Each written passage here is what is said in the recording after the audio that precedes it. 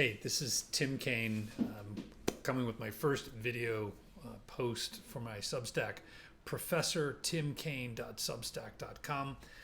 I wanted to talk to you today about school shootings. Terrible topic. There's been another horrific mass shooting, this time by a mentally ill trans man targeting Catholic students in prayer.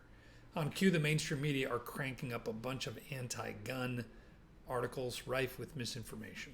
Now, I'm confident there'll be another slew of articles that vilify the trans community for their relentless, hateful rhetoric towards traditional values embodied by the Catholic Church.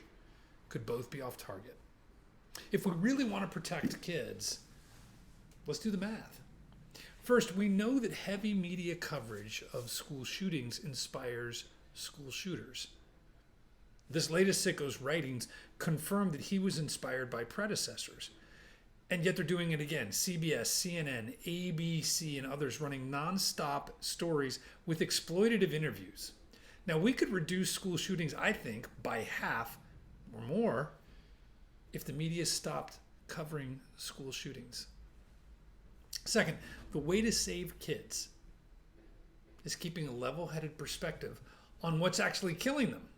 And on that score, the risk of school shootings is far lower than mundane killers like accidental drownings, car accidents, and poisonings, eating Tide Pods.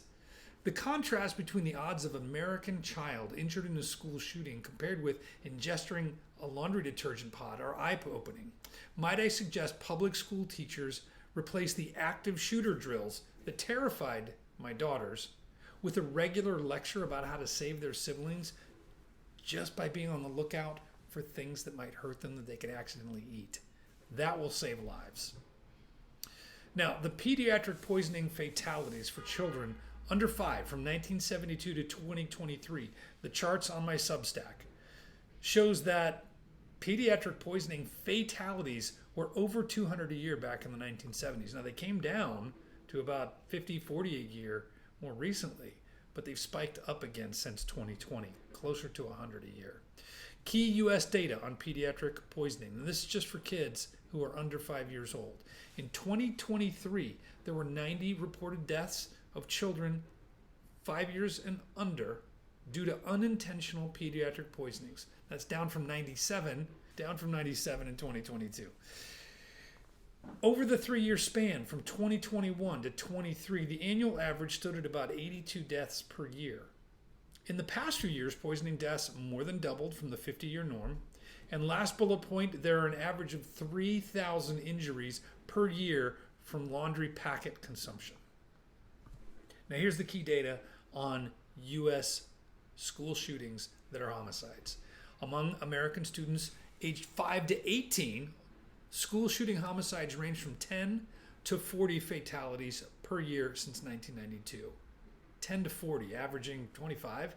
So there are 2 times or more deaths of young children under 5 as there are for all children 5 to 18, just between accidental poisonings and gun homicides. That's the real facts. That's the real information. And finally, cars. In the U.S., an average of approximately 1,100 to 1,200 children aged 14 and under die in car accidents each year, according to the National Highway Traffic and Safety Administration.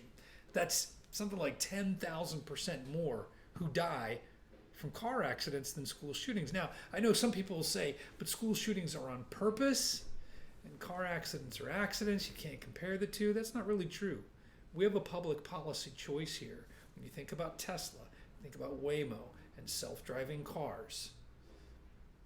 I don't think all the stuff about getting rid of guns is going to really keep that many more children alive. But the smallest things we can do to increase highway safety, to get dangerous drivers off the roads, to maybe shift to driverless cars, my God, will really stop the carnage. Get the poisonings out. Will really stop the fatalities. Instead, I think the media are stuck on scaring you, and that's their business model. If you want more facts, come to professortimkaine.substack.com. Thank you.